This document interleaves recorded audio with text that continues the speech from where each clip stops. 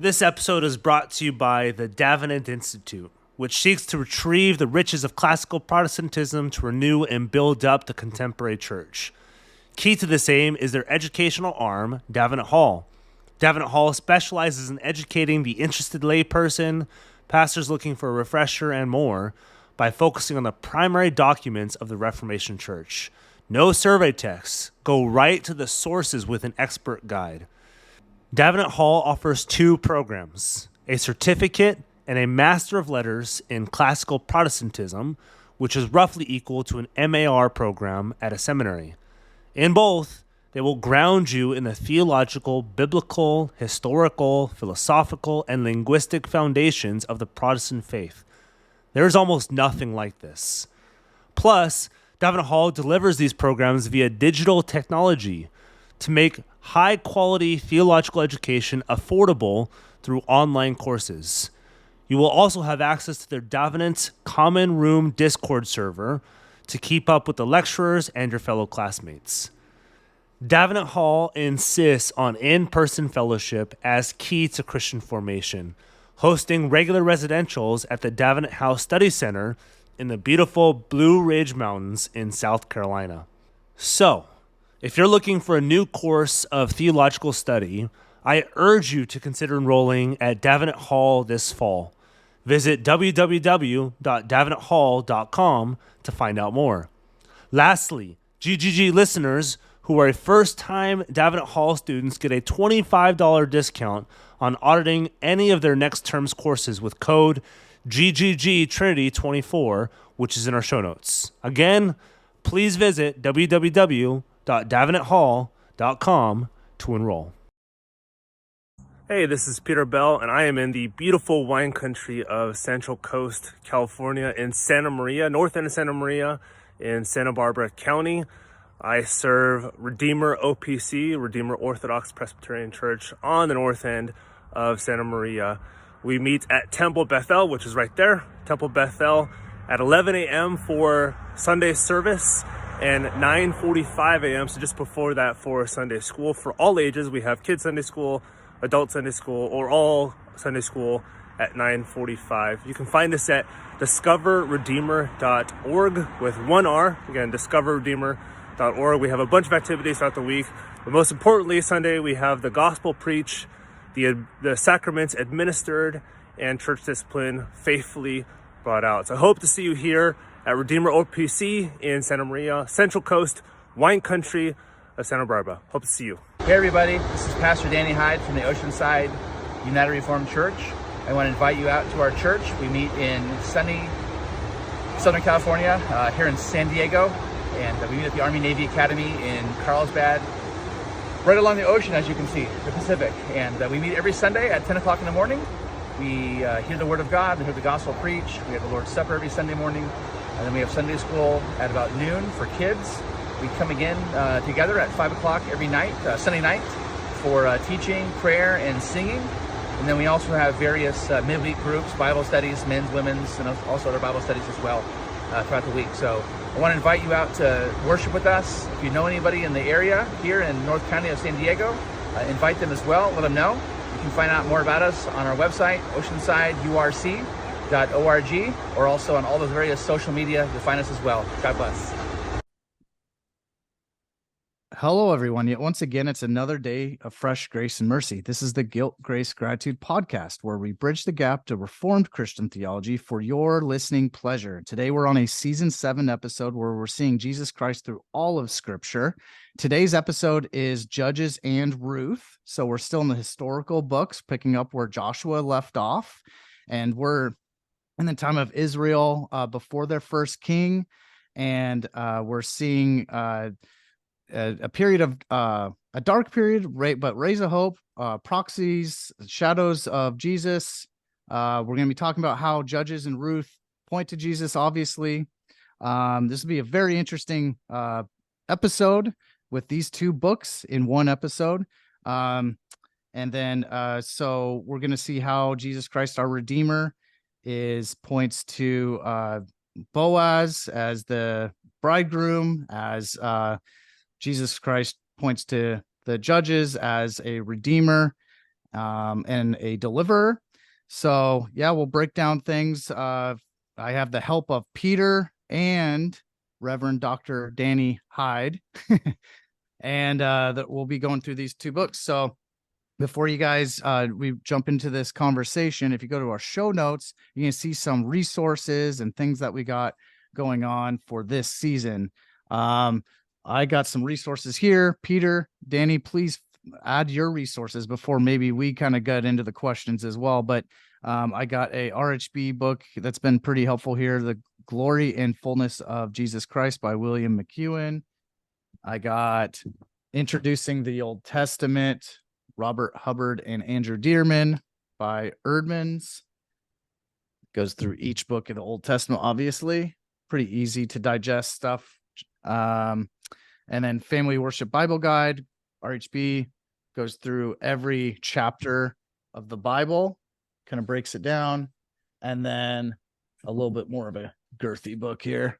The Zondervan NIV Biblical Theology Study Bible by D.A. Carson. So those are mine. And then the Bible Project has been helpful with their short videos, just kind of getting a little bit more of a feel of how each of these books break down and most importantly point to Jesus Christ. So obviously I got the help of these two pastors to flush this stuff out. And and also in our show notes, connect with us on Twitter and Instagram. Subscribe to us on YouTube.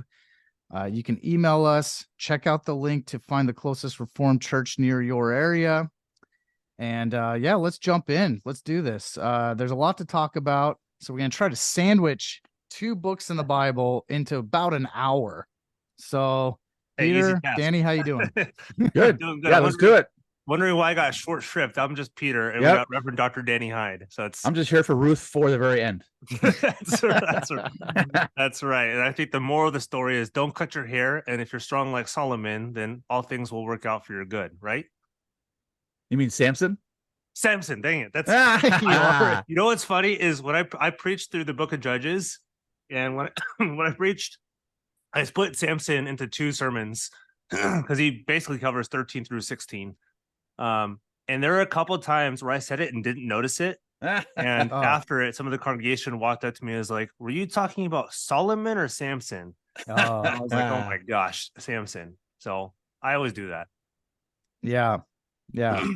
So yeah, I want to talk first resources.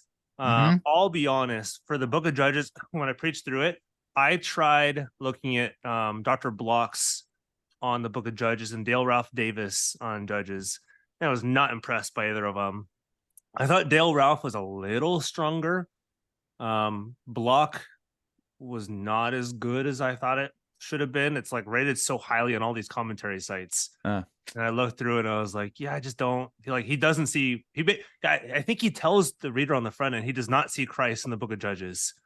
And I was like, well, yeah, I'm not going to go with this. Dale Ralph Davis has a little bit more, but it's a hair on the moralistic side.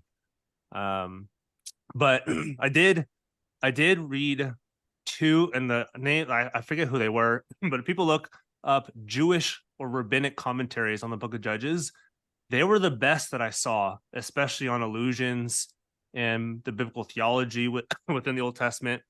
And then basically with their help, there's a lot of connection with Christ. I know, like, I have mixed feelings about him. Peter Lightheart also had some good stuff, biblical theologically on the book of Judges. And then Joel Beakey, he has an article or two. Maybe he has a commentary. I don't know if he has a commentary on it, but he at least has a few articles in the book of Judges. But I thought we're pretty good. But overall, it's a little sparse. So I'm going to mention this bad boy. I'm just kidding. I've never even actually cracked this open. This is the Banner of Truth, the Judges commentary by Richard Rogers. Okay. 1615. Look at this bad boy. That is it's like 1,000 pages. That is like beefy. It's just a reprint of like an old English. Oh yeah. So if anybody out there wants to go old school and dive into this and see what they think, I'll be honest, I did not know that existed until you pointed out right now. This thing is ginormous. This thing's like, I can probably like put this behind my wheel on my car, on my truck, and like hold it down, like for an oil change. Like I wish I had the time to read that. That's right. So, But Danny, yeah, Richard Rogers. So what about Ruth? What do you got for Ruth? Because you've preached through Ruth, right? yeah, I've preached to Ruth actually like I think twice a Oh. long time ago, and then I did it more recently for an Advent Mhm. series. But I've mentioned this book before to people. Mm-hmm. Dean Ulrich, or is it Ulrich? I'm not sure, but he's a PCA pastor. This little series by P&R is really good. The Gospel in the Old Testament, or the Gospel according to the Old Testament. Oh, so this one's just on Ruth. I know that series. Yep. Yeah, this one's just on Ruth. It's really good. So, but obviously, the best commentary on Ruth is the Gospel of Matthew, chapter 1. So there you go. Add away. I like this. I was about to say, on Book of Judges, probably I guess if you can Jesus juke, the two best chapters or the two best books are more or less like Acts. It's like Acts 13, I think, also has a little bit of Judges in it. And then Hebrews 11 tells us what Judges is all about, because it points out the 4 judges that you do not expect to be in the Hall of Faith and in the Hall of Faith. Yeah, and is it really a Hall of Faith? Like, I mean, that's a whole other ball of wax. We'll get to that is. But, we'll get into that with some of the Christians Hall of Fame people. Yeah, because it sure don't look like these guys have the greatest faith in the world. But I mean, you would definitely you probably wouldn't want to marry off your kids to some of these judges, but some of them might be good Halloween characters. So there you go. Well, it just shows that pretty awful people can still be saved. And it kind of sounds like the theme of this series right now, that God really horrible people and still saves them. Yeah. Wasn't there a Puritan, Nick, that said God strikes straight blows with crooked sticks? That's right. Heard that phrase before? Yep. So actually, I think I've read that phrase like in medieval writers too. So it's not a Puritan thing. Oh, no, that's a long time. God, basically God can straighten out anything, even with the not so straight. That's right, because I don't think he has straight sticks. I think he's just got crooked sticks to work with. So it's not like a straight stick besides Jesus Christ. Somehow God can turn a mess into his own purpose as a point. Yeah. So, which sounds a lot pretty like cool. The Judges. Yep. Well, that's how the book of Genesis ends with what men meant for evil. God, and unfortunately, it's not how the book of Judges ends. The book of Judges ends horribly. Yeah. So it's not but the story continues. Yeah, and the story continues. And that's why reading Ruth right after Judges is really helpful and encouraging, because it is a good story. And even though Ruth does some stuff, it's like, I don't really know that's what somebody should have done. But it's both it's like kind of romantic, but it's also there's some stuff she does like, oh, that's a little racy. Yeah. I don't want to be overly critical. God uses her, right? Yeah. It's not because she does the right stuff necessarily. It's because God still uses her. Yeah, and it's crazy. Like, Judges, this is the people of God, and it's a complete mess. And then Ruth, who's a Gentile, is the one that is the line of Christ. So, exactly. It's pretty crazy. Yeah, we'll talk about more about Ruth, Boaz, all these judges, and what's going on. So before we crack in a little bit more, I thought it'd be easy, or not easy. Nothing's really easy. Helpful to break down maybe a suggested structure that I came across, see what you guys think. Sure. So Ruth is pretty easy breakdown. It's a very short book, but talking about Judges, chapters 1 and 2, Israel fails to drive out the Canaanites. Chapters 3 through 16, corruption of Israel's judges, and then chapters 17 to 21, corruption of the people of Israel. Or you could look at another suggestion I had, is just breaking Judges into 2 parts. 1, the heroes in chapters 1 through 16, and then 2, the non-heroes 17 to 21. The last one I don't know if I super agree with, but the first one I think is probably closer, because 1 and 2 is like a prologue of the book of Judges. It kind of tells you, like, it basically gives you what's going to happen before it happens. And then you read the book of Judges, and then there's conjectures. There's 6 judges, or there 12 judges. But I like breaking it up per judge. That's also helpful too. It's like good versus bad judges. I guess on the front end they're a little better. Like the only good one I can think of, quote unquote, is Ehud, and then after him, like, it's pretty bad from there. And even to say like the corruption of Israel's judges. It's corruption of Israel. 100%. Like it's the whole nation, and like judges are raised up out of the nation. And like they're definitely, they're not super saints for sure, No, no. but yeah, it's definitely more of a, I mean, like, to go back to like what we saw in Deuteronomy, like what's happening in Judges is like directly correlates to like what Leviticus 26, 27, Yep. Deuteronomy at 28, 29, like the blessings and cursings of the covenant. And hey, they're being disobedient, and this is what God does to disobedient people, you know? It's essentially the mirror image of Joshua, where Joshua, the Israelites are trying to drive out the Canaanites. Yep. And then Judges, essentially the Canaanites are driving out the Israelites. Yes. It's a mirror image, but opposite. It's very different. And then, cursing language on Judges, even though it doesn't, I think I might use cursing language once in Judges 2. And then from there on out, you kind of see the what happens because of this curse. So that's what I see in Judges. And the Judges, like I would say, like just kind of like the place in redemptive history. So God threatens, like when they're disobedient, he's gonna send the nations to wipe them out or to take them into exile. And so like you start to see that in the Judges, like, hey, they're being encircled, and the nations are coming in, wiping them out, fighting against them, driving them to the hills, driving them to the valleys. But God is the one who like raises these judges up to kind of push back. And push the boundaries back, so to speak. To where they were before. And it's not until finally, like in the days of Ezekiel, not until a lot longer after this. Where the Lord is like, no more like temporary like reprieve. They're just gonna engulf you and like take you all captive. You get like Danny said, you kind of get a preview of the exile, especially in the prophets. You get a preview of that in the book of Judges, like kind of what exile is going to look like for Israel, what cursing is going to look like for Israel, what no deliverer looks like for Israel. You get that previewed in Judges pretty heavily, which is why it's hard recommending a lot of evangelical commentators, because a lot of them that I read, actually the few of them that I read, basically say straight up, there's like no redemption in Judges. There's no Christ in Judges. There's no nothing in Judges. It's just all kind of horribleness, which that's like the point of Judges is Israel cannot govern themselves. They need a true king. They need a true judge. They need to deliver to govern them. And the problem, of course, we get to Samuel is they want a king like the nations, right? Exactly. Not the not the king of Deuteronomy 17. And you see what Samuel follows after, and you're like, well, you just tried that with somebody who comes from your nation ruling you, or somebody. But we haven't tried Saul. He's the he's the exception to the rule. It's like everyone else's tried, but we're better. We can do a lot better than everybody else, even though they're the same exact stuff as we're about to do. But he's real tall. He's got to be. He's got to be a good king. He's good looking and he's tall. He's got to be a great leader. Well, and I think the overall theme that I was getting is when God is forgotten, might equals right.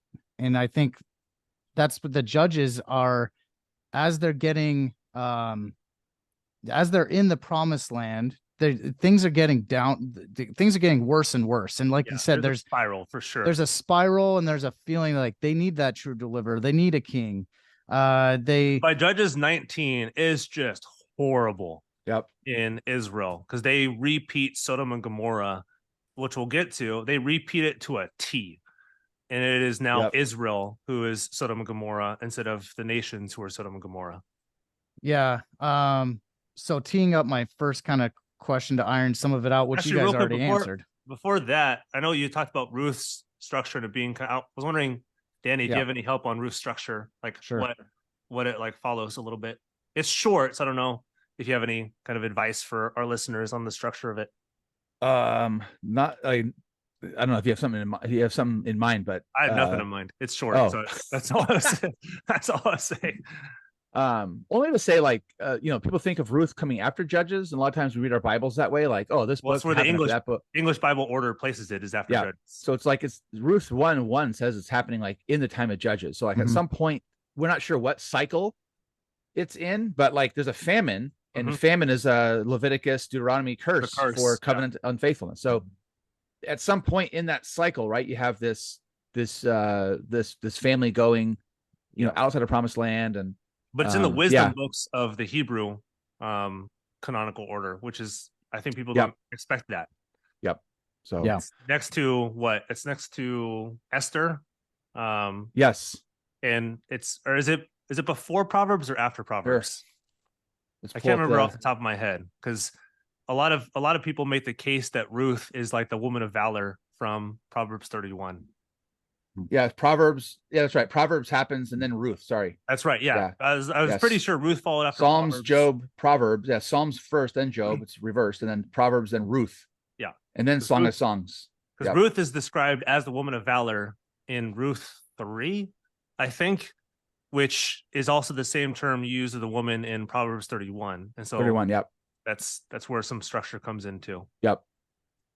Yeah. So, yeah. Sorry, Nick. I just wanted to see a little bit more No, structure. no, that's good. Actually, you guys doing that answered my first question, just like what's happening, the context, the historical background of Judges and Ruth. How do you think about those events in redemptive history that's unique in the place and time of Judges and Ruth? So you guys helped with that. And I think, just based on my layperson study where, trying to cram a lot of this in just like a week period or less. And it's helpful to have you guys as pastors flush some of this stuff out, because what I'm seeing is that overall theme of Judges where there is a downward spiral. There's that apostasy, then they go into slavery, and then they cry for help, and then a judge sent, and then there's rescue, then a land at rest, and then back to apostasy. There's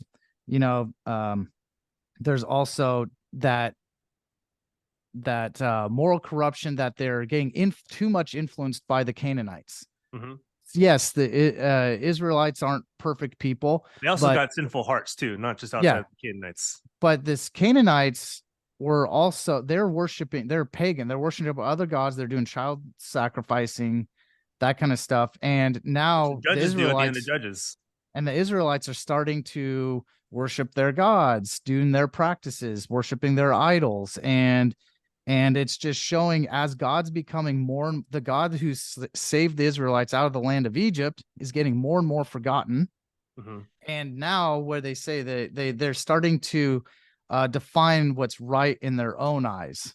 Yeah. Yeah. Maybe to help bridge into kind of the part of history. And there's a ton of conjecture on the timing of the Judges and how long it takes or how short it takes and what time period this covers.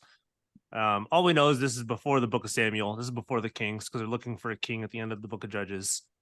And they basically crown somebody as king at the end of Judges, who's not king. And right in the middle of Judges, actually, too. They tried crowning somebody. They tried crowning Gideon as king, and he doesn't take it, even though he kind of acts like a king. Right. But yeah, they're after Joshua. And in Judges, I think we also need to make a point too on the front end, where we think of our modern day judges, at least in America, we think of our Supreme Court justices and those who have judicial manners, which is not exactly what judges were, at least in the ancient Near East. They were somewhat law oriented, but they were leaders of sorts of Israel. They were akin to Moses, akin to when he was telling his elders, hey, you take over the judicial matters of the people when they come up to you with cases and stuff. It's more or less what they were. But overall, they're mediators. They're people who are mediating between God and his people, which is what that's their role all throughout. Because I think God speaks to 3 of them, but no, I think he only speaks to one of them. And he never speaks to the people directly. So they're mediators between them. Which it's hard to describe where they're at, because the book doesn't really tell you what time period we're at. But they're after. I think that mediator thing is important, because the book of Judges doesn't even mention all the actual judges, because we know Eli and Samuel are judges. Yep. And we're told so when the Lord speaks to Samuel, that's so strange to Eli, because the Lord was not speaking to Eli. Yeah. Right. Mm-hmm. He speaks to Samuel. So there's an implicit idea that the Lord is only speaking to this leader figure, this judge, and Eli's he's kind of out of it. It's he hadn't heard the voice of the Lord for so long that he's just go back to sleep, Mm-hmm. Yeah. And then Samuel's the Lord's speaking to me, So I think the only person, as far as the text goes, that Yahweh speaks to, I think, is Gideon. And outside of that, I don't think he speaks to any of the judges. They're just they're just called raised up to mediate between the people and God. So it's interesting how little Yahweh actually talks in the book of Judges. And it's also telling that he's not saying much. And you can see the degradation of Israel because of this. However, I think when I was looking through this stuff, it seems like with Samson, who's the last judge mentioned, he has the most connections to Jesus. It seems like he has a lot of connections. Yeah, for sure. With his mother getting a promise of him being born. He's Nazarite, which is closer in time period to Hannah and 1 Samuel 2, because it's the exact same thing that happens to Hannah. Yeah, and you get it with Mary and Matthew 1 and 2 as well. Yeah. Yep. So you guys were talking about the names of them and stuff. So there are, like you said, Danny, there's more than maybe just listed, because you said Eli and whatnot, but there's 6 main ones: Othiel, Ehud, Deborah, who defeated the Canaanites in the north, and then Gideon opposes. Although Deborah is not described as a judge, she described as a prophetess. Yep. Okay, so I've seen her described as a judge as well, and then Gideon. That's everybody describes her as a judge, so they assume she's a judge. She's very specifically described as a prophetess in Judges 4. Okay, she's not raised up necessarily, but she's a prophetess. Okay, and then Gideon, who's opposing invading Midianites in the north, and they got Jephthah. Jephthah faces the Ammonites in the east of the Jordan. Then Samson, who's probably the most popular. People have heard the story of Samson and Delilah, battles the Philistines southwest of Jerusalem, and even more, the decline of the human heart. So it's just showing, as screwed up as these judge people were, there's still deliverance temporarily to the people of Israel. At moments, God would give them the spirit to do his work. The people were left feeling that they needed a better deliverer, something more permanent than these flawed leaders. But they were, like you said, military type of leaders. Yeah, of sorts. Yeah, maybe what's helpful too is with the judges, what's really interesting, if you read through the book of Judges and you see how long the land had rest, because that's also a blessing for following the covenant stipulations, is rest for the land. And rest for the land in the judges who are names, who actually kind of have a narrative around them, is shorter than the rest that is given to the judges. Like there's smaller judges who their reign is not described, but their rest is longer than the ones who actually are described in the book of Judges. And it's kind of like what you said. It's the rest for those who we are given a narrative form for, and the spiral for is shorter than the ones who were not given narrative for. That's a little bit longer. And I think there's some literary play by the author of Judges to say that under these, you can corrupt judges, because I think all of them were corrupt. The rest felt short, or the rest felt longer than the rest that they had with those whom the narrative does not kind of describe in total. But yeah, there's I think, depending on where you think chronology falls and stuff, and there's so much conjecture on this, but the most a judge is given, or most the land is given rest after a judge, is I think 80 years, and that's about 2 generations. And most of these judges are given about 40 years, so a generation.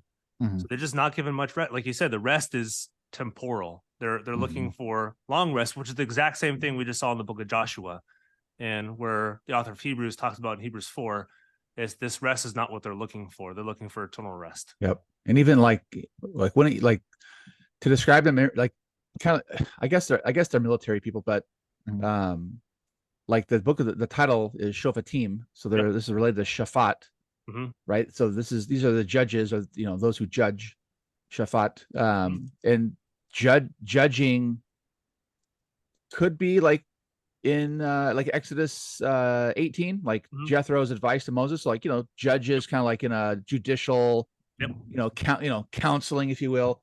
But there's also this idea of judgment. It's more of a theological thing. God is judging the nations, and sure, he's using these judges who have some prowess, but it's also a judgment on the people. because not all their military prowess is against Canaan. Some of it's against Israel itself. Yeah. So, there's a judgment, kind of sifting, if you will, going on. And the idea, like in God's judgment, these judges, like they bring deliverance. Mm-hmm. So, judgment, it can be a negative. It can also be a positive. So it just depends. Like, who's the judge? What's the context? What's going on? Yep.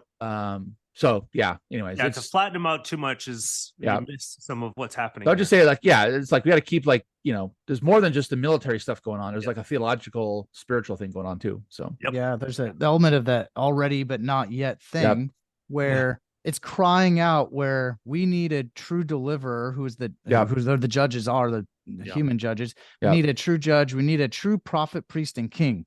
And Israel is like, that's what Judges is really pointing to. So that is kind of the answering the why the name of the book is Judges. So what about Ruth? How come the book of Ruth isn't, for example, we see Boaz as a really named Boaz? It's a Christ figure in the book of Ruth. Why isn't the book? I actually wrote that down. It's like, why isn't the book of Ruth? Are we supposed to be looking for our Boaz, Danny? Or am I supposed to be looking? Am I supposed to be in our congregation? Go find your Boaz. Yeah. I've heard like sermon clips about this, and it's just appalling what people say about the hero's not actually Boaz in the book of Ruth. Really, he's Ruth. The redeemer, but the hero as Ruth, she's showing that Gentiles can be part of Christ's church, and it's how ordinary she's the seed. It's the ordinary she's the mother. She's the mother through which the seed comes. God works through ordinary things, and it has eternal consequences. I mean, Boaz and Ruth are King David's grandparents, right? So go ahead, Danny. Like, what's more about the connection between the title? Why is it called Ruth? I don't know why it's called Ruth. I mean, honestly, I haven't looked into that too much. Or that other than she's mentioned at the beginning of the story. Yeah, and she's mentioned throughout the whole story. So I mean, is that the question? Is why is the book called Ruth? I think so many people assume the story is question. Boaz because Boaz is the redeemer. But what if you can help our audience? Why should we not focus to Ruth as opposed to Boaz? But why should we focus on Ruth?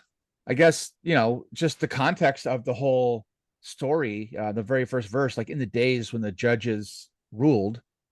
There was a famine. And so the whole context is covenant disobedience and judgment, again, Leviticus and Deuteronomy.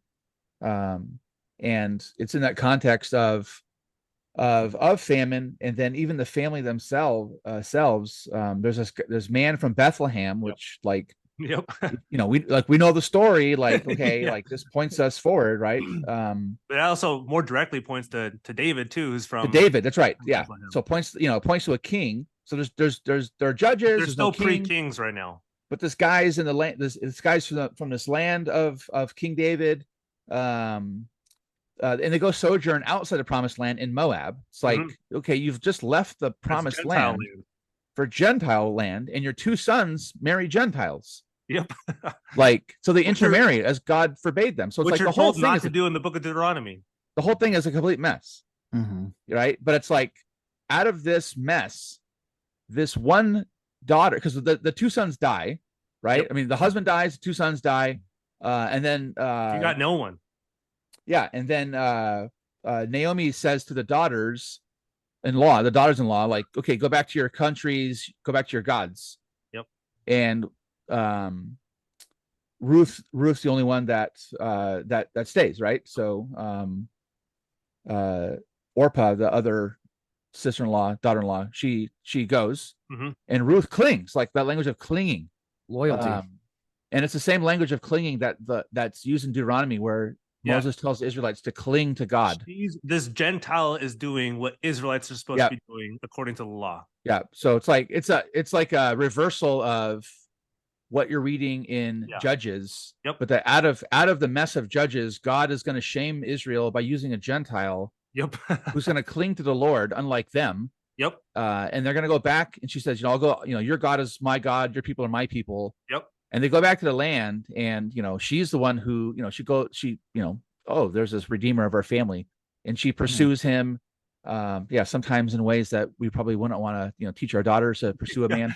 Her pursuit of Boaz, if people read into it, it's like, oh, she just kind of slips under his covers at night and says, hey, ancient context. cover me. The little Beverly Hills 90, what is it, 90210, whatever. She goes to whatever that like grain heap, which is generally speaking where prostitutes go to. And so like the text kind of sets it up like a little strangely. And she's like, she uncovers, like she's laying at his feet. Yep. She uncovers the hem of his garment, the hem of his like blanket, like, whatever. It's I like, think we know what's going on here. We know what's happening here. So yeah.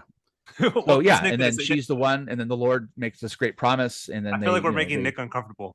No. I was trying to think of as her eagerness to Boaz as the bridegroom. It should represent maybe us as the church eagerness to be close and intimate with Christ. There's that Puritan in Nick. There's a Puritan, man. Yeah, there's that Puritan stuff. I gotta bring it back. You gotta get the. I think get back to PG-13 here, especially with what Danny's saying. I think there's a little closer resemblance with Rahab. Kind of set up a little bit as Rahab is a prostitute, and Ruth is she's not called a prostitute, but she does prostitute-like things. She's a Gentile. She's an outsider. She's a Yahweh fearer. And she takes this Jewish redeemer as her husband. Yep. And so there's kind of a replay of Rahab here. Yep. Yeah. And they have a son, and then they're the great grandparents of David. Great grandparents. Yep. I thought it was grandparents, but either way, yeah. Yeah, great grandparents, right? Because it's they have a son, Obed, I think. Yeah, Obed. Oh, okay. And then he fathers Jesse, then he fathers David. So yeah, and then in the Gospel of Matthew, chapter 1, there's only 3 women named in the line of Jesus. That's given to us in Matthew 1, of course. There's Rahab, Ruth, and then there's the wife, like the unnamed wife of Uriah, the Hittite. Yeah. So who's a Gentile, which is crazy. Yeah, it's Gentile, right? Gentile. We assume, we assume that the wife of Uriah is a Gentile. But they're like, why in this genealogy in Matthew 1 that goes from Abraham to David to the Messiah, why mention these 3 women? Like everyone else is a male. Like the seed promise comes through the male, like literal the seed, right? Yep. But these 3 women are mentioned, and presumably all Gentiles. And so Rahab the harlot, the greatest backgrounds in the world. Yeah. Rahab the harlot, Ruth, who does some kind of scandalous things, even though she clings to the Lord. Exactly. Exactly. The wife of Uriah, who's murdered so that David could, satisfy himself with his wife, right? So, it's just Bathsheba, right? So, the whole thing is like, wow, the Lord God chooses. He keeps his line going no matter what we do. Yeah, and he chooses the foolish things of the world to shame the wise. Yep. And I think like that's what's going on in Ruth. Like the Lord is shaming Israel as like in this, and so as that scroll and book is written, like and memorialized over history, it's read, it's meant to like humble them, remind them like, hey, when you were so disobedient, God chose a Gentile. Yep. And you cursed this stinking land, and the one who starts blessing this land is a Gentile. And then some of the parables of Jesus, and then even Paul, where he like shakes off the dust and is like, you've rejected the Lord, we're going to the Gentiles. Yep. Yeah. Right. Like the Lord, and Romans 11, like God, the Lord now saves Gentiles to bring to jealousy the Jews. And, there's different interpretations, but I think like the best reading of the text is that, before the coming of the Lord, there's going to be a massive amount of Jews coming to the Lord and accepting the Lord as Messiah before the Lord returns. So, because they've been provoked to jealousy by the Gentiles. Yeah, which is exactly what happens or should happen from the book of Ruth. Yep. Awesome. Yeah. So there you go. Boaz was the family redeemer. So his love. Well, he's supposed to do, and that's exactly what the law tells him to do. That's his duty. Yeah. That's like a redeemer. He's supposed to do this according to the law. Yeah. Yep. It's not like, yes, it's in, like the goodness in his heart, but he's following the law. Yeah. And isn't he supposed to? So, see, isn't he? So he's the redeemer for Naomi's family. Oh my goodness, I'm totally blanking on the Elimelech, right? Elimelech's family. So Boaz is the redeemer of Elimelech, and meaning that he should take Naomi. Yeah, that's true. Yep. But because he even tells Yep. Ruth, is like, hey, why are you taking me? Take one of these younger guys. Yep. And then like at the end of the story, even though Boaz takes Ruth and they have a child, he calls the child Naomi's child, I think. At the very end of the story, Naomi took the child, laid him on her lap, became his nurse, and the women in the neighborhood gave him a name, saying, "A son has been born to Naomi." Yeah, that's what they called him, Obed. So, so he redeems Elimelech. By taking Boaz, or by taking Ruth. Yeah. Who then gives the child to Naomi, so that the whole thing is fulfilled, right? Yep. So, So even though she's a Gentile, this is the line of the Savior. This is the line of David. Yeah. Right. Yeah. So, he's a covenant follower. He's a covenant keeper. Yeah. Which to me, like that again, go back to Matthew, like the 3 Gentile women in the genealogy. Jesus is a Jewish male. Yep. But it's not a pure line. No. Like the line has already in it, like, so to me, I've always seen that as like the Lord's giving a little preview of the fact that he's the Savior of the world. Yeah. Right. That already in his line, there's Jews Gentile lineage, right? Totally. Some Gentile lineage in the line. So he's not a purely, a pure, purely like sort of the Jewish bloodline, Yep, totally. Yeah. Part of the church is outsiders and Gentiles, and Ruth was a Moabite. She's an outsider, and Boaz's love points to Christ, and as being the family redeemer and bridegroom brings her in. She's the wild olive shoot, as Paul says, like who's grafted on, right? Exactly. Yep. I also saw that a nice lesson from Ruth is being faithful in ordinary means and life. So wherever God has placed you in your life. This is the Puritan Nick come out again. I love it. I mean, Rick Nick now he's got Puritan blood. The beginning of Ruth sets up as like a pretty like depressing situation for their whole family. There's a bunch of all of Naomi's sons have died. Yep. He's left with just 2 daughters-in-law. And one leaves. There's barrenness of Sarah's womb. There's barrenness of the land. And so like, where does Ruth go? Like it looks like nothing could be born of this. The line is gone. The seed is dead. And now God continues the line through a seemingly barren land, a barren woman who has no man to impregnate her. And then there you go. It's okay. You got this barrenness, which again is just so stinking prevalent in the Bible as a covenant curse, both in the land and tends to be like on females' bodies who can't bear. And then you don't have that for Ruth directly, but you have barrenness of the land and no man. So it's like, man, this seed is about to die. Yep. So I think we answered the practical question of how we can be encouraged by seeing the gospel in Judges, but maybe a little easier to see in Ruth, even though I think there's so much more to dig into Judges too. Yeah, so dig in, like that's why I wanted to bring it up is before we move on to the next question. Peter's preached on it, man. Just give us a quick little the big sermon, Where do we see the gospel message through Judges? And I was looking through Nick's notes, and I think Nick has some of these. At first, you get it's just downright covenant cursing language in Judges 1-2. So you're like, no, this is about to be really, really, really bad. And it is really bad. But you get Ehud. Actually, you get Caleb, Othniel first, and then you get Ehud at the end of Judges 3. And what does he use? He strikes the fat king, which I always think is funny, just how he's described as the very fat descriptive king. But if you look, his name is Eglon. And preachers who know their Hebrew language, what's an Eglon? It's a cow. And where else do we see Eglon? We see Eglon in Exodus 34 with the golden calf. Like that's like this king is being set up, this superpower king is being set up as like a big fat golden calf. And then knife goes in, the fat folds like roll over his hands. Yeah, so descriptive. So you get Ehud, you get him striking this king, which like how do you not see, although Ehud is not the line, but how do you not see the seed of the woman striking the serpent? And at the end of it, you get the horn blowing. You get Deborah in Judges 4, who everyone who's I don't know, like very conservative complementarian calls Deborah a judgment on Israel. I don't see that. I don't think Deborah is a judgment. because you got Judges 5, which valorizes Deborah. I was like, yeah, I don't.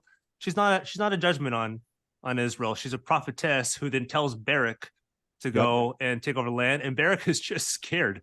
And so Deborah's like, I'll go with you. Or no, Barak asked her to go with him, which sure, I guess could be a sign of cowardliness, but it's also like she's a prophet. Like that comes from Yahweh. Yep.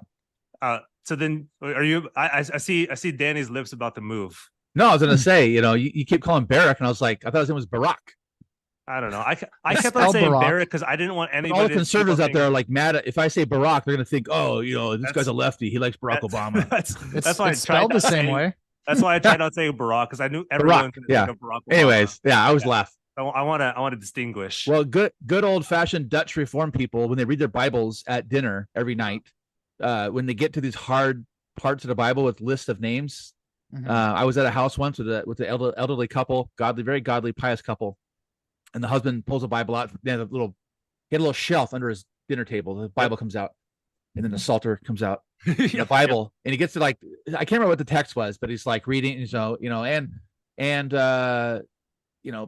Samson, begat difficult name, and difficult name begat John, and John begat difficult name. Like, so they would just say difficult name, Barak, difficult name. Yep.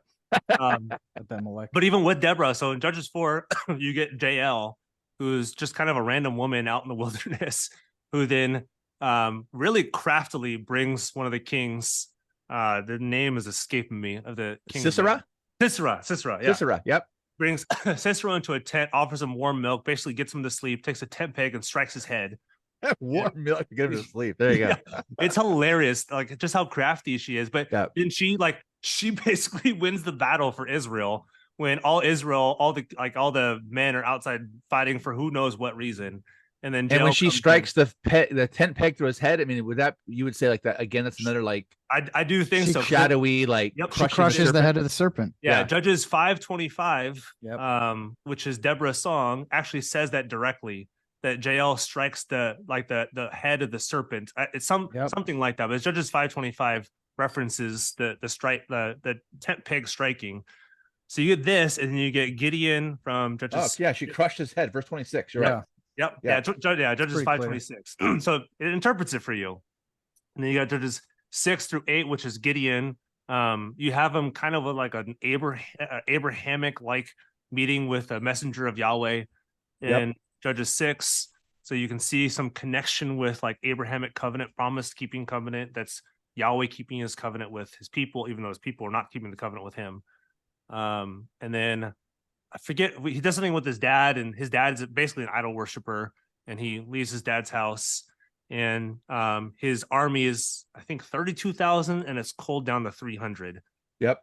And I think the number is somewhat similar to Abraham's number, which I saw a few Jewish commentaries were talking about how similar a lot of Gideon's story is to Abraham. And then he leads a victory over I don't remember the people that he fights against. The Midianites.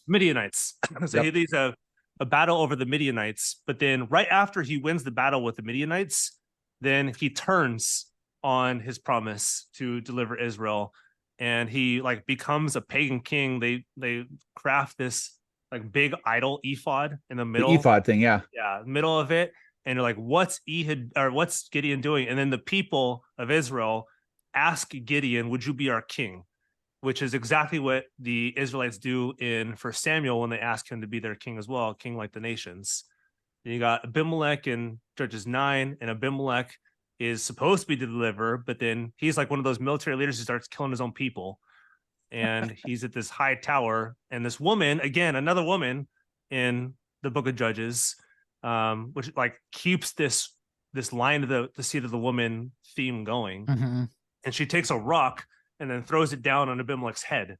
I think Nick catches this in his notes, but like, this is another serpent striking language, where the woman with a rock strikes Abimelech's head. Is this a time for the evangelicals to be like, I'm claiming Nikki Haley as president? I'm claiming it.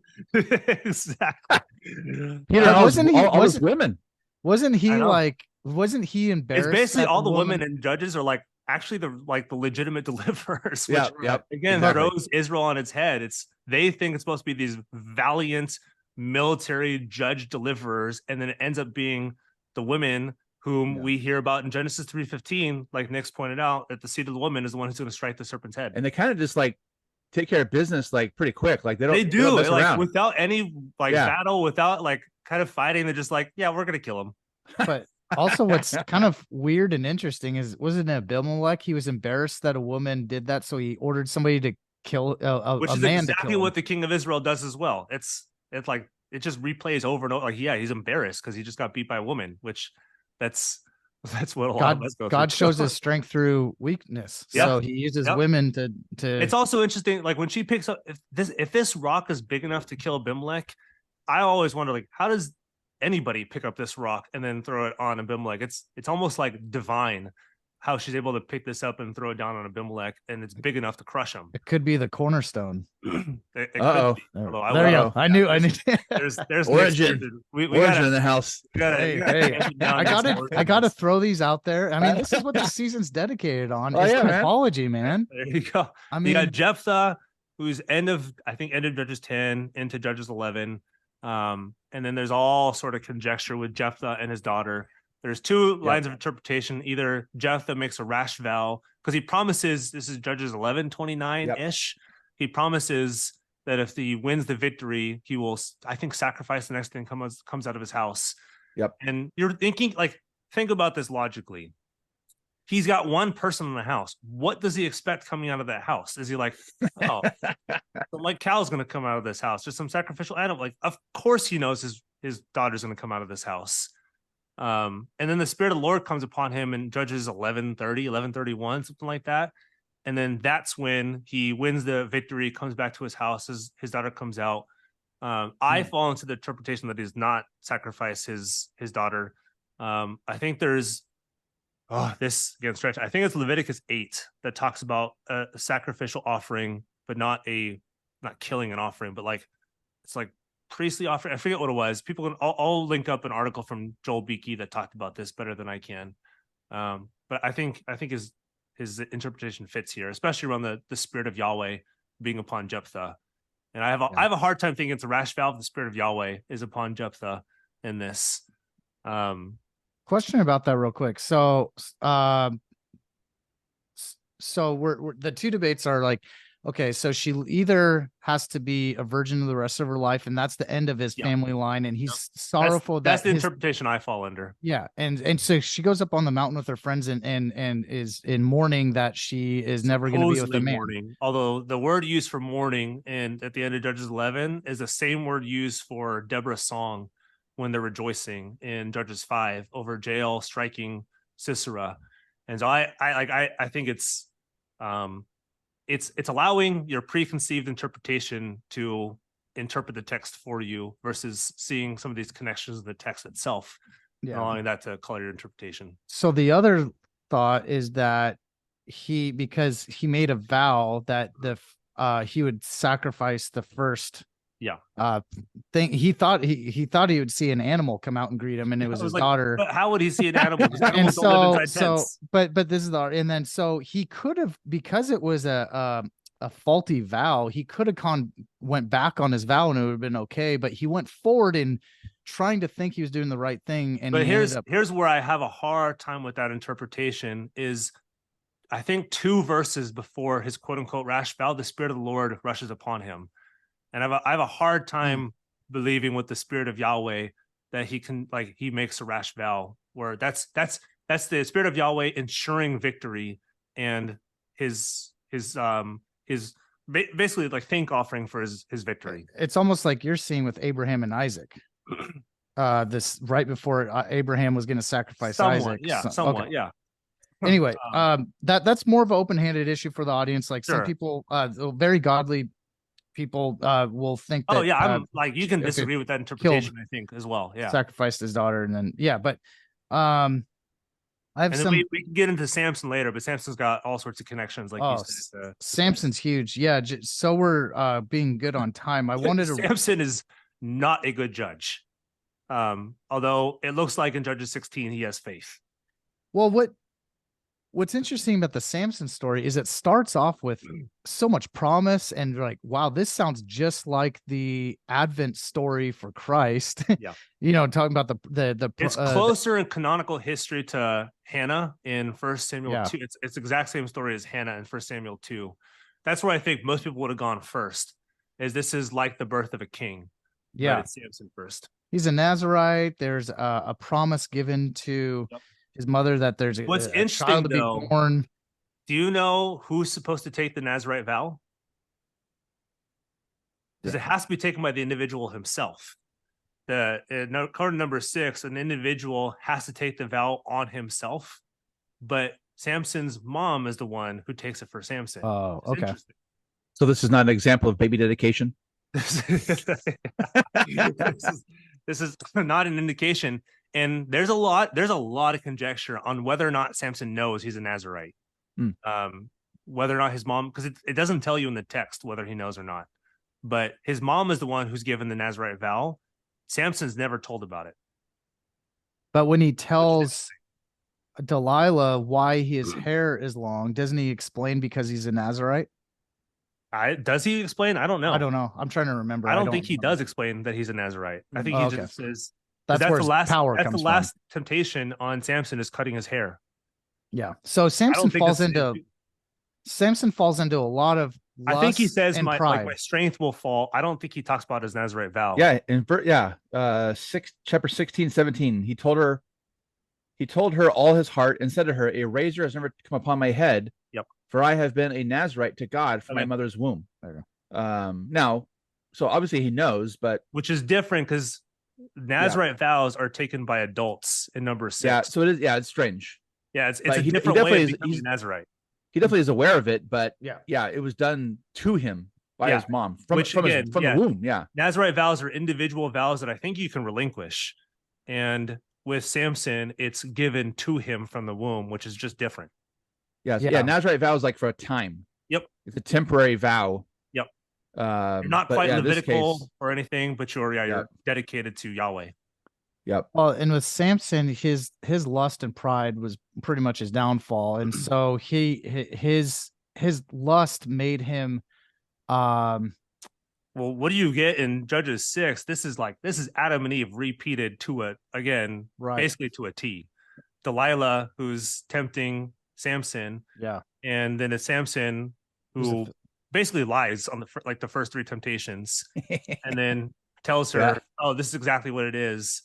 That's Adam and Eve, where Eve tempts Adam with, of course, Adam failed to guard the temple, the garden, when the serpent came in the first place, but then he acquiesces and says, "Okay, yeah, we'll do it." And so does Samson. Yeah, and Samson gets a little too involved with the Philistines, right? And so what's also interesting is that, he intermarries with them and whatnot. This is Judges 14 that he intermarries with them. He does again an Adamic connection where the Philistine, I think it says the Philistine women find favor in his eyes. Like they're beautiful in his eyes, which is how Adam and Eve describe the fruits in Genesis 3. Like, this fruit is beautiful to their eyes when the serpent tempts them with it. And Samson has the same kind of thought with these Philistine women.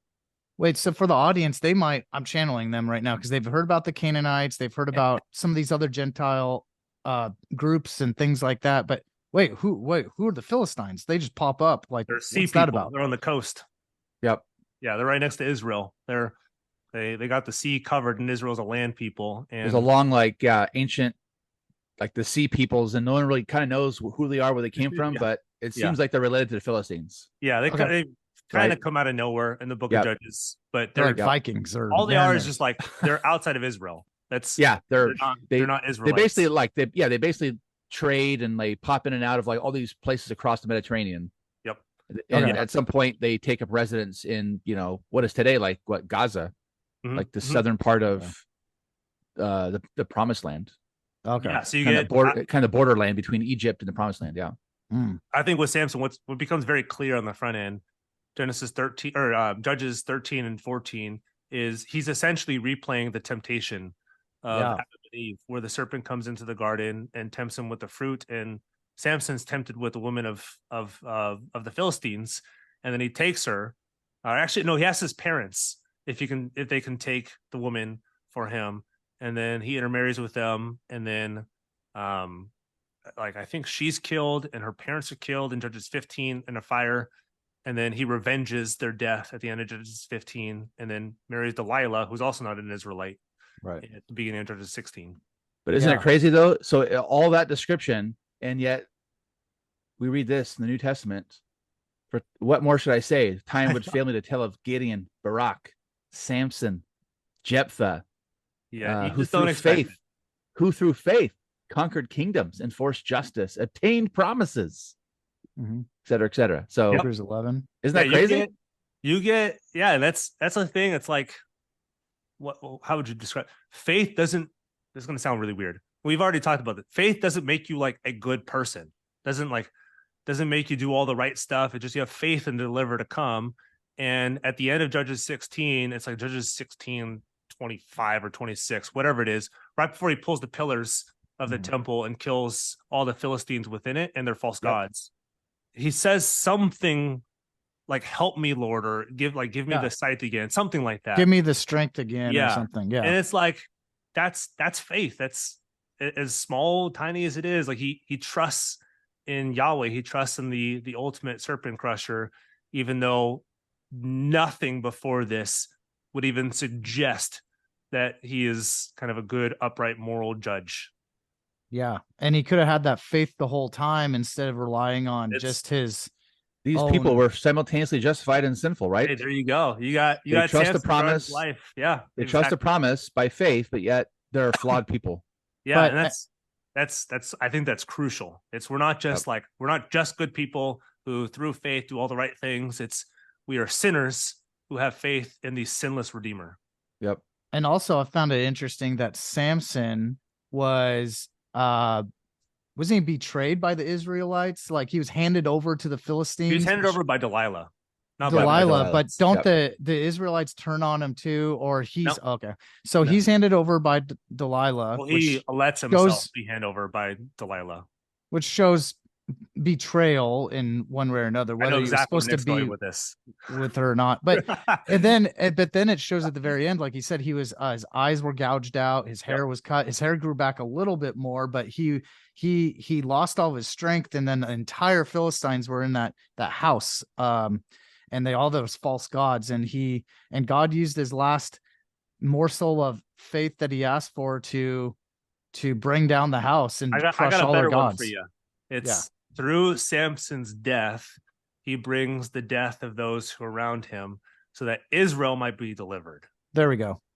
That's much more concise. Yep. Because that's what you get in Judges 16, 30, and 31 is Israel's temporarily delivered. Yep. Yeah. Yep. But it's less so through, yes, I guess Samson's faith, but it's less so through Samson's faith and more so through Samson's death. Yep. Sacrifice. Yep. Yeah. Through his sacrifice, where he destroys the false gods of the Philistines, kills 3,000 Philistines, I think, in the temple. Not just the temple. That's the worship temple. That's where they're all dancing, worshiping their gods. And then through Samson's death, he destroys the false gods. He destroys the people. He kills himself, and then Israel walks free at the end. Yep. And if I could end on one more, I think this is a good last statement to end on, is every judge deliverer that God raised up anticipates and points ultimately to Jesus, our only Redeemer, and our ultimate bridegroom, Boaz. I guess you could say parts of that. Yeah. And even Judges doesn't end at Judges 16 with Samson, because you get the worst of Israel. 17 to 21 is pretty bad. From 17 to 21. Yep. Yeah. Because what do they try doing in Judges 17? They try building their own temple system. Yep. They ordain their own priest. Yep. Yep. They have their own false gods in this temple. And this is Israel we're talking about. Civil war happens. And guess where their nations are nowhere to be found. They're not being influenced by the nations. They're just doing their own thing at this point. The tribe of Benjamin's almost wiped out. Yeah, tribe of Benjamin's wiped out because I think the father basically casts out his daughter this is Judges 19, end of Judges 19, casts out his daughter. She's torn limb from limb, and then he sends her out to the 12 tribes of Israel, and all of Israelites are pissed of what just happened, and then basically take down Benjamin. And then Judges ends with that line, like there was no king Mm-hmm. and everyone did what was right in his own eyes. Yep. And in the Hebrew Bible, so that's a cliffhanger, because in the Hebrew Bible, the next book is First Samuel. Yep. Yeah, that's where the kings Right? come in. Yep. So we put Ruth there because it's contemporaneous with Judges, but Yeah. in the cliffhanger leads us to First Yeah. Samuel and Saul, and then Yep. obviously, of course, David. So yeah, so you get deliverance in Judges 16, you get temporary deliverance, and then you just get downright filth from Judges 17 to 20. I mean, it's like I think that's why commentators, evangelical commentators, a lot of pastors are so weary of Judges, because it just ends so horribly, and they're like, how do we make sense of this? Well, and you it's cry like out for Danny hope said, by the time. it is covenant curses. But you can't preach you can't preach peppy messages, know, from Judges 17 to 21. I mean, who's going to come to church for that? You know, like what's the moral example on how to be a good mom this week from Judges 17? I mean, I don't know. Yeah. You know, I mean, we get these mailers all the time from these churches around us, and it's just all like peppy and happy and, just, how to be awesome all the time, how to be the best soccer mom ever. Like we had a church that had like a series on how to be the best soccer mom, whatever. Yep. And it's like, you're probably not preaching Judges in that church. But even so, and I'll give this too. And this is part of the sermon that I preach. I've probably preached this one 3 or 4 times. But at the end of Judges, are your sermons online, by the way? For all the, I mean, I know from here, some of them from here. So I'll post. Yeah, you got to post those. Yeah. But even with the end of Judges 19, when I can't remember the guy's name who does this, but he pushes out his daughter. And I previewed this beginning. This last thing I'll say about Judges, but we talked a little bit about Sodom and Gomorrah, and I know Danny's preached on Sodom and Gomorrah in the context of Genesis. And Sodom and Gomorrah are the nations who are then trying to like have sex with the Israelites.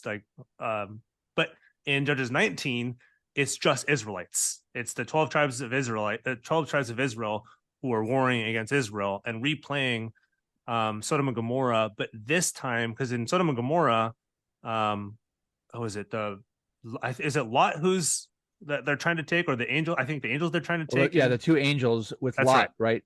So they're trying to take them, but then they bring them back, so they're not actually like strewn out into the open. But in Judges 19, they actually are strewn out into the open, where the father actually does push his daughter out, and then she's consumed by the Israelites and killed, because he comes out the next morning with quite possibly one of the hardest passages to read in the entire Old Testament.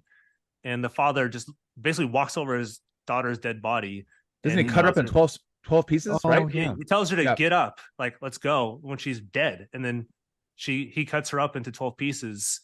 And sends them throughout the whole land. It says like every one tribes. Piece per part of the land. Yeah. But instead of basically delivering her and then casting himself out, he casts out his daughter to save himself, which I think in the sermon point I made, like that is the exact opposite of what Jesus does for us, where he casts himself out to be consumed by us so that we would be delivered. So it's Jesus is the faithful father who does not cast out his daughter. He saves her by casting himself out.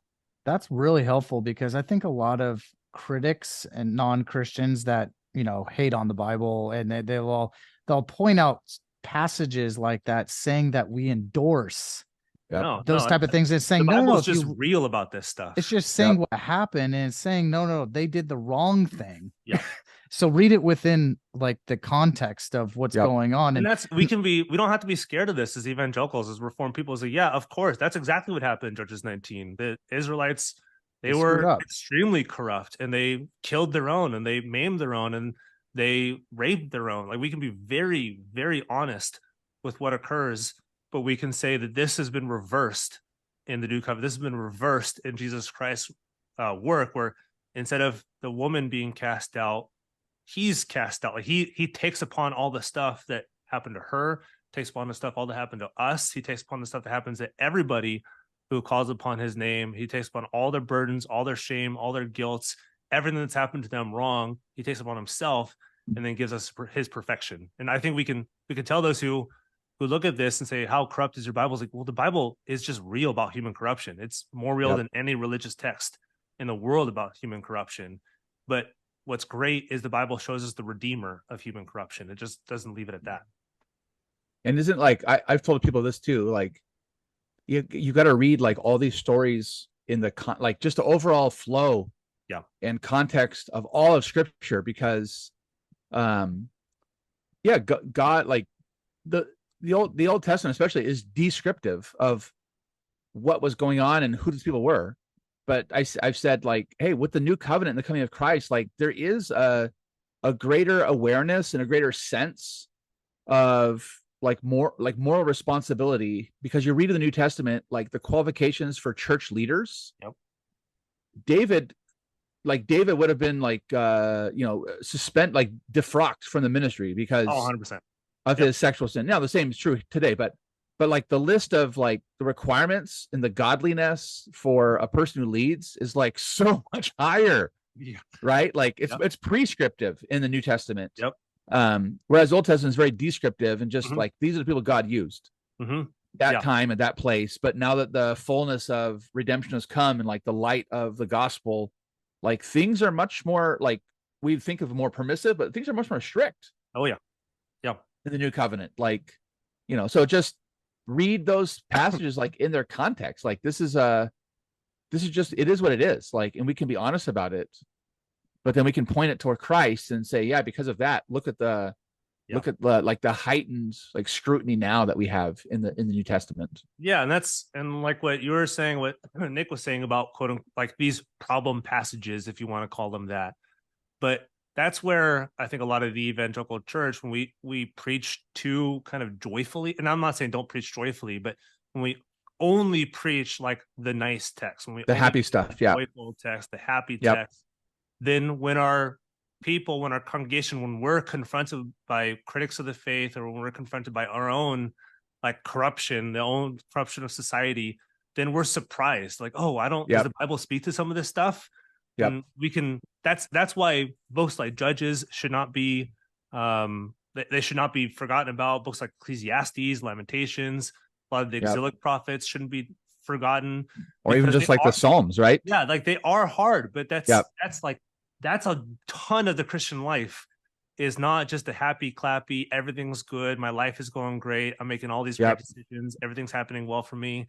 It's like our life is essentially the book of Judges. Like we're corrupt, society's corrupt, everything's corrupt. And then we're hurt, we're shamed, we shame other people, we cause hurt to other people. And then I think we can dig into that and saying that's exactly what we're delivered from. It's our corruption, our dismay, the shame that has been cast upon us, the shame that we have caused other people, the horrible stuff we've done, the horrible stuff that's been done to us. I mean, primarily sin, but that's why preaching some of these messages from Judges and preaching from Ruth, I think, can speak if you're just really real about what the Bible describes and saying this is exactly what you're redeemed from, and even not from, even through. You're redeemed through this stuff, not just to kind of save yourself from all the bad stuff, but even in the midst of bad, that God still works for his purposes. Yep, totally. Cool. Yeah, and as you guys were mentioning, Judges just ends in it ends horribly. Yeah. Horribly, but it should point us to I'll be the first to admit it. It just ends. Everyone did what was right in his eyes. They had no king in Israel. That's what I was going to get to. What novel ends this way? And everything went terribly. It reminds me of the garden. It points back to the lie in the garden of the knowledge of truth and good, the knowledge tree that we're not supposed to eat from.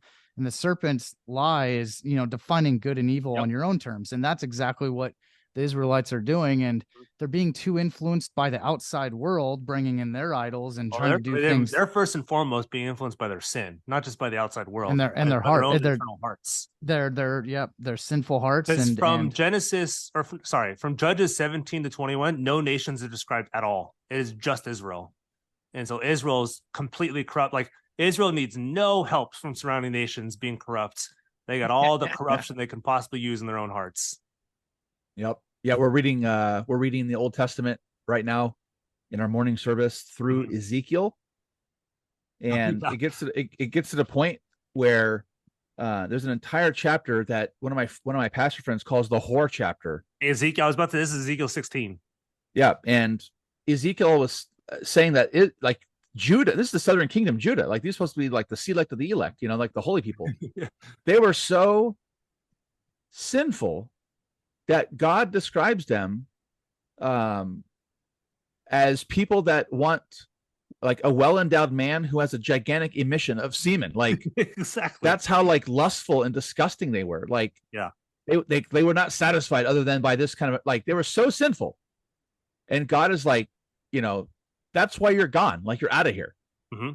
So, Yeah. and these are the covenant people. Like, so like, it's like kind of what Peter said earlier, like yeah, there's a remnant by grace through faith in the coming Messiah. But these people were wicked. Like Mhm. they were so far Just gone call into it like sin. it is. Yeah, they were wicked. Like God didn't have a whole lot to work with, No, you know, like, he's never had a lot to work with. but it's like, you know, like every time I read these passages, and even like just in our like reading through the Bible, like I was, you know, give like a quick little summary, and then like it points us to the reality that God loves sinners. Like God chooses sinners. God loves sinners. Doesn't matter what sin we've committed. Like we're never too far gone Nope. for the Lord until he comes. Like today is a day of salvation. No matter what you've done, no matter what's been done to you, God is a God of redemption, and a God who also, you know, works from the inside out to, you know, clean us up and to fix us and to more and more conform us to the image of Christ. So yeah, read the, you know, these are like terrible, terrible passages to read, but you got to read them. You know, they're the word of Absolutely. God. Yep. One more note that it reminds me of is just understanding the drama and knowing what we're saved from. Yeah. And that we're saved from ourselves. Yeah, and from you guys as you know, pastors, you're this is a R.C. Sproul thing where he's talking about and even Michael Horton, I've heard him talk about, like, you got to explain the drama, what we're saved from, in order to then bring in the gospel, the good news. And I think a lot of churches miss that, where they don't jump in, they don't explain how bad things are and what we need to be saved from. And then people look at the gospel as just kind of a choice. Like, well, if I don't, like, it's good help, not good news. Yeah. It's, and if I don't pick but not news for you. And if I don't submit to Christ, you know, I'm still probably okay. I'm still a good person. It's like, no. Or even without like, Christ. Oh, Christ helps me. I can be like Christ. And there's all this stuff that Christ kind of adds to my life. Or yeah, I was going to say, like, too many churches today, too many Christians today portray to the world that Jesus is like a good thing to add on to your life. Yeah. You know, like, hey, a good example. Like he's somebody I love to go work out at the gym and I find a lot of fulfillment in that. And, you know, or hey, like I have this great group of, you know, moms that I hang out with every day. I drop my kids at school.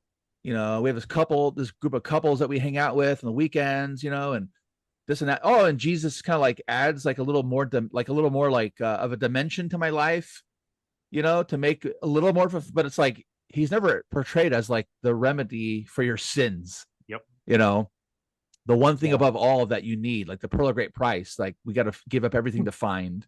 Yeah. He's just like, he's added on as like another component to a but a lot of people then hear that and they're like, well, I already do yoga. Why do I need Jesus? Exactly. You know, like, or, you know, or, hey, like I have my guys TED Talks. Why do I need to listen to this? Yeah. Or, hey, I've got my guys network that we go out to the desert on weekends and we drink and shoot. Like, why do I need Jesus? Yeah. Like that. I find fulfillment in that, you know, like, so, you know, I think it's one of the symptoms of, like Danny said, kind of happy, clappy, or always happy, clappy, always joyful messages. Where, the gospel doesn't seem all that necessary when the Christian life is always described as joyful. When I heard Kevin DeYoung give a sermon once, and he said, I think it was like a lecture, and he said, you know, when he deals with like college students, he's like the level of apologetics is like so low that he's trying to convince college men that Jesus is more satisfying than beer. Like that's what it comes down to. That, you know, and he's like, that's why you can't just be like a moralistic therapeutic thing that Jesus adds on to your life. It's like, no, he's the one that like he gave his life for you and for your sins and to redeem you from the peril of eternal damnation. Like, you know, he doesn't just add on to your life, he becomes your life. You know? Exactly. Yep. Totally. So hopefully that helps people read Judges and Ruth better and not just kind of neglect the hard stuff, but like all of this stuff leads us to Christ, whom redeems us from all of this stuff. Yep. Amen. Thanks, fellas.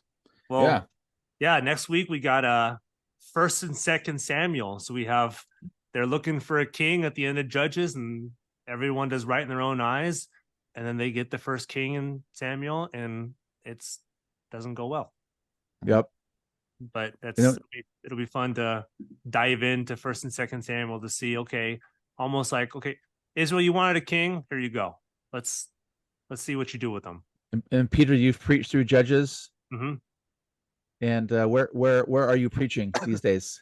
I'm glad Danny went. So I'm at Redeemer. I'm at Redeemer OPC in Santa Maria. We meet on like the north end of Santa Maria, Temple Bethel, right now. So at House of God, baby.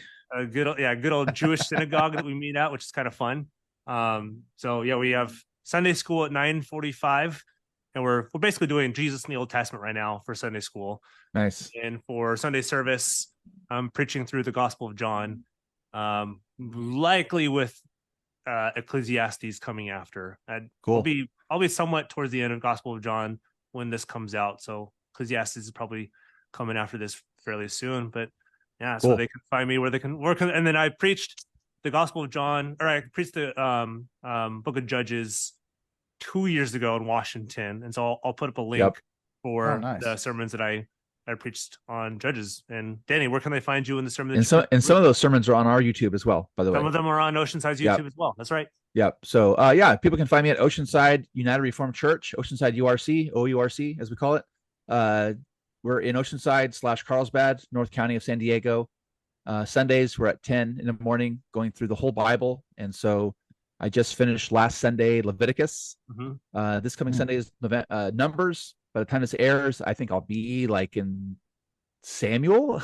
You'll be somewhere pretty far into the historical books. Yeah, somewhere in that range of Samuel, I think, or Kings, somewhere in there. But yeah, because this is gonna air like what Feb or March, so yeah maybe like Kings, Kings Chronicles, maybe. And then Sunday we have Sunday school, and then like adults hang out for snacks, whatever. Kids go to Sunday school. Last Sunday we had the most amazing breakfast burritos. And for snack, everyone was it was awesome. And then 5:00 in the evening, we meet. This year, 2023, we're just finishing up the Heidelberg Catechism. So I'm like in the very end of that, the Lord's Prayer right now. But by the time this airs, 5:00 service in 2024 will be in the Psalms in the evening. So I'll be picking up, I think January, the first Sunday of January, was Psalm 69. Like I've done off and on Psalms over the many years. So I'll be picking up at some point. Hopefully we'll finish. So, but yeah, people can find us oceansideurc.org. Find us on social media, all that fun stuff. Cool.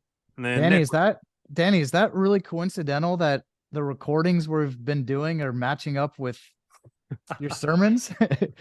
Well, it was like, I think when you guys first asked me would I do some episodes, and then I said, yeah, I'll do the whole, hey, I'll do the whole thing. I was thinking about what to preach anyway. And so that made my choice of like, you know what? I've always preached through, just books of the Bible. Yep. And I'm like, I've preached through like in 23 years, like roughly half of the Bible.